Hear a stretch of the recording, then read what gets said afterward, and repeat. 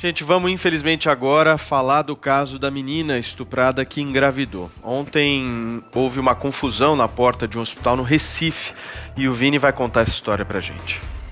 Um grupo anti-aborto protestou neste domingo em frente a uma clínica médica em Recife contra a interrupção da gravidez de uma menina de 10 anos que foi estuprada pelo tio. Nas imagens divulgadas pelas redes sociais, os manifestantes fazem uma roda de oração e ofendem o médico responsável pelo procedimento. Em um dos trechos, é possível ver uma tentativa de invasão à unidade de saúde. Eles diziam querer salvar as duas vidas.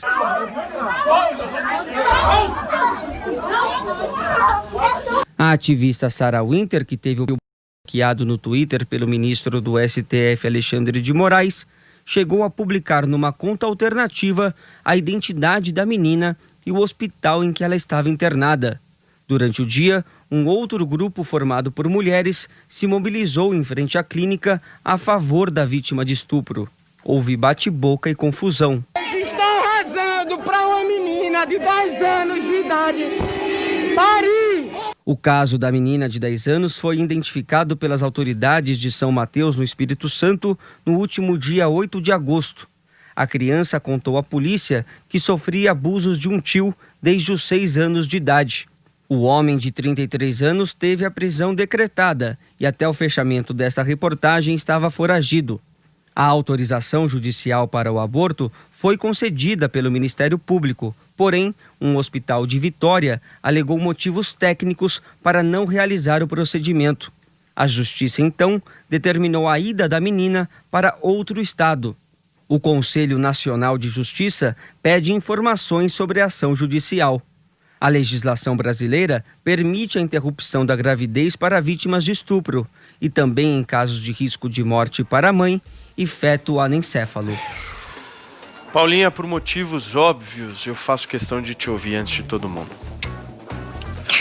Tem tantos dados muito tristes relativos a isso, né? Não só desse caso específico. Eu estava dando uma olhada no Twitter, o Pedro Duran postou aqui, sobre estupros de vulnerável, nada a se comemorar em São Paulo. Em junho foram 647 casos, 7% a mais do que o mesmo mês do ano passado, 25% a mais do que maio, 35% a mais do que abril. Num 2020 de quarentena, 3.780 crianças e pessoas que não podem se defender foram vítimas desse crime no estado de São Paulo. A Janaína Lima, que é vereadora aqui de São Paulo, do Partido Novo, postou o seguinte: por hora, 4 meninas de até 13 anos são estupradas no Brasil. 66.041 notificações de estupro no país em 2018. 53,8% dos casos, vítimas eram garotas de até 13 anos.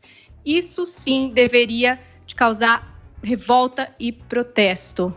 E assim, é permitido por lei, essa menina já teve a vida devastada e ainda está acontecendo tudo isso para marcar ainda mais essa coisa horrorosa que a gente tem que enfrentar como sociedade. Em vez de enfrentar junto, a gente está dividido, não exatamente em favor da vítima.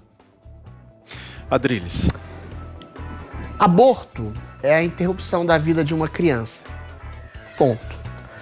Mas você obrigar uma criança de 10 anos a gestar, a criar, a amar, o fruto de uma violência sistemática, desde quando ela tinha 6 anos até 10 anos, é massacrar também, é matar em vida uma criança de 10 anos. A prioridade nesse caso seria da pessoa que já está, diz a lei, né, já está viva, a criança de 10 anos. Até porque também, além do fato dela ter muito nova, ser uma pessoa abusada, massacrada, uma gestação para uma criança de 10 anos é uma gestação de risco e de altíssimo risco, ou seja, o aborto é previsto na lei. Agora, não há nenhum tipo de solução fácil nesse sentido, né? A prioridade seria da consciência da mãe, mas aí outro problema, que consciência tem uma criança de 10 anos que sistematicamente foi violentada, abusada, massacrada, estuprada desde os 6, para saber se vai ou não criar uma filha. Provavelmente essa criança não tem nem consciência do que está acontecendo. e vai reverberar os abusos, os sintomas do massacre que a cometeram de maneira muito clara mais na frente, né? Ou seja, não há solução que não seja cruel nesse caso, não há solução que não seja terrível nesse caso, porque um feto de 6 meses é uma criança. É uma criança, é um feto, é um ser vivo, tem cabeça, tronco e membros. Não é um simples embrião. Ou seja, não há nenhuma solução que não seja terrível.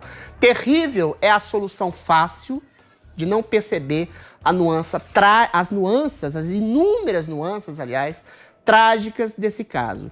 Terrível é você jogar pedra, chamar as pessoas de assassinas, sem perceber o lado da criança.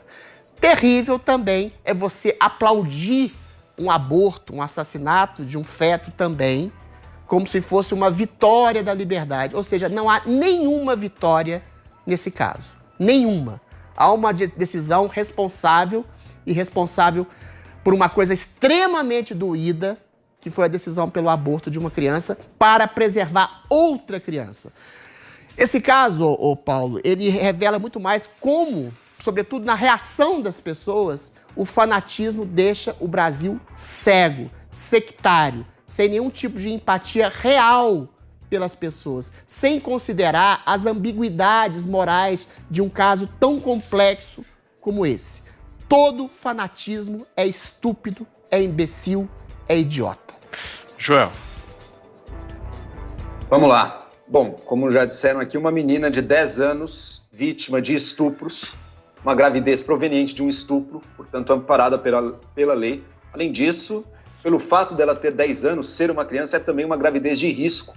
Uma gravidez que coloca em risco a vida dessa menina, portanto, duplamente amparada pela lei, que também permite o aborto em caso de risco da vida para a mãe. Você tem tanto ela quanto a família dela querendo esse aborto, querendo buscar o aborto. Nesse caso, elas estão completamente dentro do direito que tem que ser assegurado a todo cidadão brasileiro, conforme a nossa lei. Eu acho importante não transformar uma discussão sobre o que aconteceu ontem como se fosse apenas uma discussão sobre se a pessoa concorda ou discorda com o aborto. Eu digo o seguinte, claro. Ok, você por algum motivo religioso é contrário ao aborto, mesmo nesse caso, ok, perfeito, é a sua consciência, é a sua crença. Agora, você é a favor de submeter esta menina e a família dela e os médicos a uma tortura ainda maior do que eles já estão vivendo, indo lá gritar palavras horrorosas, fazer manifestação. Quem faz isso não é porque é contra o aborto. Se a pessoa for genuinamente contra e reconhecer a gravidade desse caso, ela pode continuar contra na consciência dela, ela pode fazer uma oração no quarto dela para a finalidade que ela quiser. Agora, quando ela vai para lá protestar, essa pessoa está agredindo, assediando, torturando a família, a menina. São pessoas desprovidas de qualquer compaixão. Não tenho a menor dúvida que não valorizam de jeito nenhum a vida humana como dizem valorizar. Pelo contrário, elas estão ali justamente destruindo ou ajudando a piorar ainda mais a vida de alguém tão vulnerável como essa menina. Então é uma ação injustificável mesmo para quem é contrário ao aborto. Por isso eu acredito, olha, nessa história eu quero ver punidos. Primeiro, evidentemente, o estuprador e também aqueles que ajudaram a promover e a organizar um ato de malfeitores tão agressivos e tão contrários a qualquer compaixão humana, como foram esses protestos anti-aborto na frente do hospital. Eu digo o seguinte, mesmo você que é contrário ao aborto, você deveria contundentemente condenar o que foram essas manifestações monstruosas na porta do hospital. Olha, eu queria falar um pouco também sobre esse assunto, até como um pai de uma menina, Helena, que completou aí 1 ano de idade há pouco tempo. É uma coisa assim que eu acho que a gente não consegue decifrar, nem pensar, nem talvez colocar realmente a imagem na nossa frente de um tio abusando uma criança desde os 6 anos de idade. E o pior de tudo dessa história toda é a gente enxergar o que virou a sociedade brasileira. A sociedade brasileira virou aquilo mais nojento que a gente possa enxergar, aquilo mais nojento que a gente possa interpretar, de gente que coloca os seus interesses políticos acima da vida, seja do bebê que estava pelo menos dentro da barriga daquela criança e da própria criança. O que esses grupos fizeram é absolutamente nojento. Eu tenho nojo de gente assim. É algo que a gente enxerga e fala, meu Deus do céu, a que ponto um ser humano consegue chegar? Vocês realmente acham que essas pessoas que foram na porta do hospital ou para defender o aborto ou para ser contra o aborto estão se importando mesmo para a vida da criança? Quem se importa para valer com a vida da criança vai ajudar a polícia a encontrar esse vagabundo que estuprou, vai fazer de tudo para que esse cara fique na cadeia para o resto da vida, vai tentar batalhar para aprovar a castração química num sujeito desse. Um cara asqueroso, imundo, não tem outra palavra para uma pessoa que comete um crime desse. Se você se importa realmente com a vida dessa criança, a sociedade brasileira tinha que estar unida, fazendo uma vaquinha, proporcionando qualquer coisa, porque a vida dessa criança vai precisar de muita ajuda. Mas muita, não é pouca. A vida dela está destruída, está destroçada. E vocês aí, seus vagabundos, ficam querendo discutir se o Bolsonaro tem razão, se o fulano tem razão, se o ciclano, porque é coisa política, porque não é. Vão pro inferno. Enxerguem a gravidade da situação. Há uma vida em jogo. E não é a vida apenas do bebê, é a vida da criança. Um pouco mais de compaixão, um pouco mais de empatia na sociedade vai fazer muito bem ao brasileiro. Bom, gente, vamos tentar ter forças aqui para seguir. O nosso produção me pediu para eu ler um tweet aqui. É do MG_op. Sobre esse assunto nem gosto de ficar pensando muito. Me imagino com 10 anos o que eu fazia e a inocência que eu tinha das coisas, e imaginar o que essa criança passou é difícil demais. É isso aí. Bom, turma, Josinho, Adriles, Paulinha, desculpem o desabafo aí, é que realmente a gente fica olhando para isso e é nojento, de verdade. Eu não tenho outra palavra para falar uma coisa dessa.